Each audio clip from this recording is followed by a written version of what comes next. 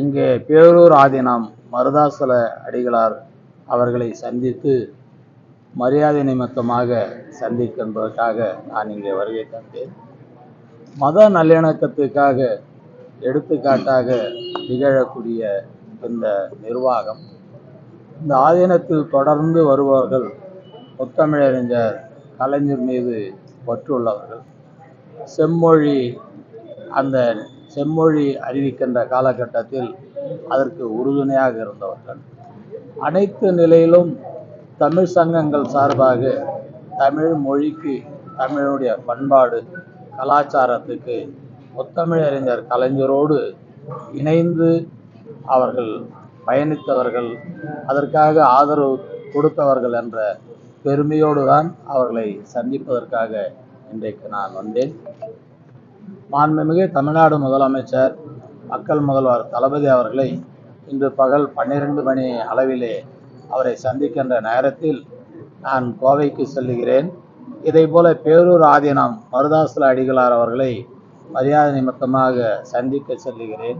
அதே நேரத்தில் முத்தமிழறிஞர் கலைஞருடைய நாணயத்தை அவரிடத்திலே கொடுத்து அதைக்கு பெருமை சேர்க்கின்ற வகையில் அவருடைய சந்திப்பு இருக்கும் என்பதற்காக செல்கிறேன் என்று சொன்னவர் மிக்க மகிழ்ச்சியோடு சென்று என் சார்பாகவும் நானும் விசாரித்ததாக அவரிடத்திலே சொல்லுங்கள் என்று சொன்னார்கள். அந்த அடிப்படையில் ஒட்டுமொத்த தமிழ் தமிழ் தமிழ் என்கின்ற உணர்வோடு இருக்கக்கூடிய அனைவரையும் ஒருங்கிணைப்பதுதான் இந்த தமிழர்களுடைய பண்பாடு கலாச்சாரம்.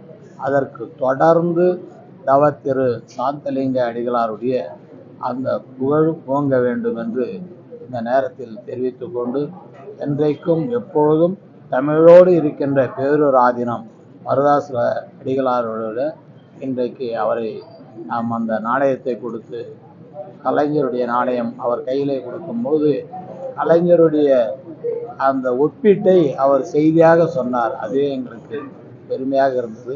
ஒரு நல்ல சந்திப்பு, இது மத நல்லிணக்கத்துக்காக ஏற்படுகிற சந்திப்பு என்று தெரிவித்துக் கொள்கிறேன். மத்திய அரசுடைய வக்ஃப் வாரிய சட்டத்திற்கு அனைத்து இஸ்லாமிய ஜமாத் அமைப்புகளாக சேர்ந்து நீங்க கனிமொழி சந்திச்சிருக்கிறாங்க. உங்களுடைய கருத்து என்ன?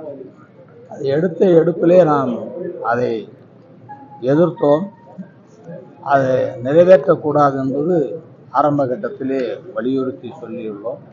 அதற்காக தான் ஒரு குழு அமைத்திருக்கிறார்கள். அந்த குழுவில் முன்னாள் மத்திய அமைச்சர், நாடாளுமன்ற உறுப்பினர் அருமை சகோதரர் ராஜா அவர்களும், நாடாளுமன்ற உறுப்பினர் MM அப்துல்லா அவர்களும் அந்த குழுவில் இடம்பெற்றுள்ளார்கள்.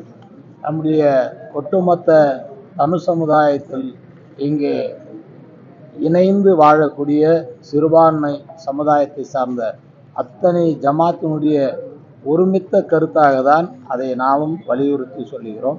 அதே நேரத்தில் மத நல்லிணக்கத்துக்காக ஒற்றுமையாக இருக்கின்ற பன்முகம் கொண்ட இந்திய நாட்டில் வேற்றுமையில் ஒற்றுமை காண வேண்டும் என்கின்ற அடிப்படையில் இன்றைக்கு ஒற்றுமையில் வேற்றுமை காண வேண்டும் என்ற நிலையை உருவாக்குவதுதான் நாம் வருத்தத்தோடு அதை தெரிவித்துக் கொள்கிறோம். ஆரம்ப காலகட்டத்திலே அதை நாம் எதிர்த்தோம், என்றைக்கும் அதை எதிர்ப்போம் என்பதில் உறுதியாக இருக்கிறோம். வக்ஃப் வாரியத்துக்கு தமிழ்நாடு புதிய செயல்பாடுகள் எப்படி இருக்க போகுது? வக்ஃப் வாரியத்தினுடைய தலைவராக இன்றைக்கு ராமநாதபுரம் மாவட்டத்தை சார்ந்த நாடாளுமன்ற உறுப்பினர் அருமை சகோதரர் நவாஸ்கனி அவர்களை இன்றைக்கு ஏகமனதாக தேர்வு செய்யப்பட்டு அவரும் மாண்புமிகு முதலமைச்சரை சந்தித்து வாழ்த்து பெற்றிருக்கிறார். மாண்புமிகு முதலமைச்சர் அவர்களும் அவரை வாழ்த்துகின்ற நேரத்தில் உங்கள் பணி சிறப்பாக இருக்க வேண்டும் என்று அவரிடத்திலே சொல்லியுள்ளார். அந்த அடிப்படையில் அந்த துறை அமைச்சர் என்ற முறையில் நான் அந்த வாரியத்தினுடைய தலைவரோடு வக்ஃப் வாரியத்தினுடைய நிர்வாகத்தை மிக உற்று பார்த்து கண்காணித்து சிறப்பாக நடத்துவதற்கு உறுதியாக இருப்பேன் என்பதை தெரிவித்துக் கொள்கிறேன். துணை முதல்வராக பொறுப்பேற்ற விஷயங்களை சொல்லிட்டு அமைச்சராக நீங்க எப்படி பாக்குறீங்க?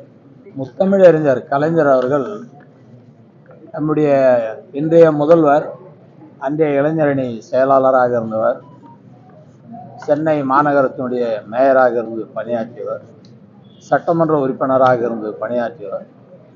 அவருக்கு கலைஞர் உரிய நேர காலத்தில் துணை முதல்வரும் உள்ளாட்சித்துறை அமைச்சரும் கொடுத்து சிறப்பான முறையில் ஆட்சி அவர் செய்தார்.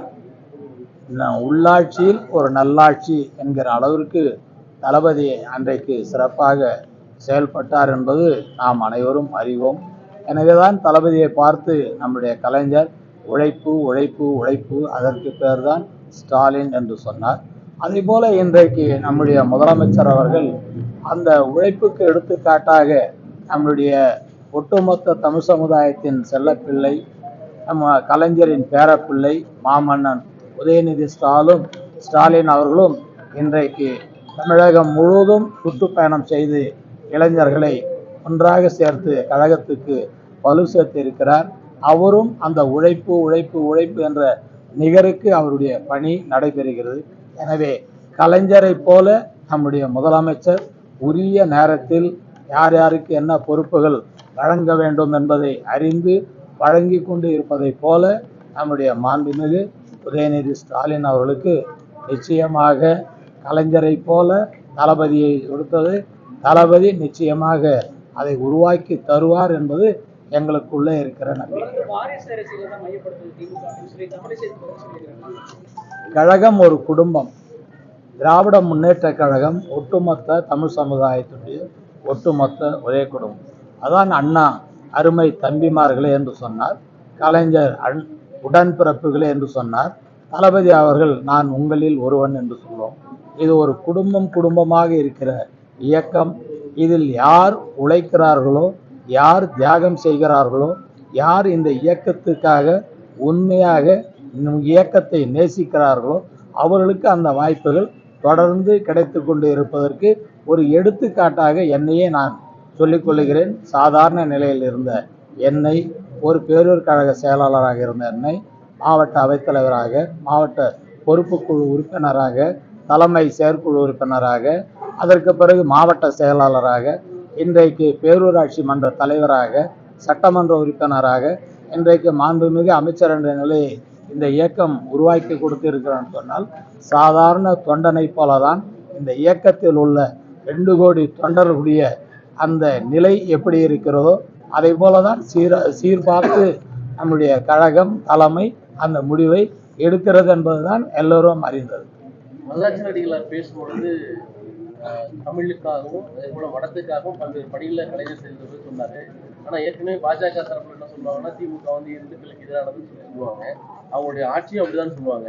ஆனா இங்க ஒரு இந்து மடாதிபதி சொன்ன ஸ்டேட்மெண்ட் பாஜக சொன்ன ஸ்டேட்மெண்ட்டுக்கு எதிராக இருக்கு. இது எப்படி பாக்குறது?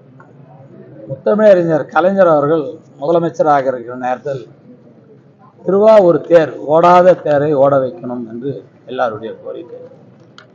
அந்த தேர் ஓட வைப்பதற்காக ஒரு பெரிய தார் சாலையை அங்கே கலைஞர் அமைத்தார். அப்போ தார் சாலை அமைக்கும் போது விமர்சனங்கள் வந்தது. தேர் ஓட்டுவதற்காக 4 லட்சம் மதிப்பீட்டில் தார் சாலையா என்று. அதையெல்லாம் உற்று பார்த்த கலைஞர் தேர் ஓட்டம் சென்ற பிறகு மக்களிடத்திலே சொன்னார், தேர் சென்று விட்டது, இனி மக்கள்தான் இதை பயன்படுத்த போகிறார்கள், மக்கள் பயன்பாட்டுக்கு இந்த சாலையை ஒப்படைக்கிறேன் என்று சொல்லி. அதே போல அன்றைக்கு கலைஞர் சொன்னதை தான் இன்றைக்கு தளபதி அவர்கள் இன்றைக்கு ஆட்சி பொறுப்புக்கு ஏற்ற பிறகு இந்து அறநிலைத்துறை மூலமாக இன்றைக்கு ஆயிரக்கணக்கான கோயில்கள் கும்பாபிஷேகம் நடத்துவது, கட்டுமான பணிகளை அமைப்பது, பக்தர்களுக்கு பாதுகாப்பான நிலையை உருவாக்கி கொடுப்பது. அந்த அடிப்படையில் அன்றைக்கு கலைஞர் சொன்னதை போல முருகர் தமிழ் கடவுள் என்று கலைஞர் குறிப்பிட்டு அன்றே சொன்னார். அதனால்தான் இன்றைக்கு ஒட்டுமொத்தமாக தமிழ்நாடு முழுவதும் அந்த திருச்செந்தூரில் வைத்து முருகனுடைய பக்தர்கள் எல்லாம் ஒன்றாக திரட்டி உலகம் முழுவதும் இருக்கிற தமிழர்களை அழைத்து வந்து அந்த மாநாட்டை நாம் நடத்தி இருக்கிறோம். எனவே இந்த இயக்கம் திராவிட இயக்கம், திராவிட முன்னேற்ற கழகம் யாருக்கும் எப்போதும் இடையூறாக இருக்காது. அவரவர்கள் கொள்கையில் அவரவர்கள் உறுதியாக இருப்பதை வரவேற்கக்கூடியது. பகுத்தறிவு சிந்தனை எங்களுக்கு எப்பவுமே இருக்கும். அதே நேரத்தில் மனித நேயத்தோடு யார் எந்த பணியில் ஈடுபட்டாலும் அதை ஏற்றுக்கொள்வதுதான் திராவிட மாடல். எல்லோருக்கும் எல்லாமே கிடைக்க வேண்டும் என்ற நோக்கத்தோடு தான் நாம் பார்த்து கொண்டிருக்கிறோம்.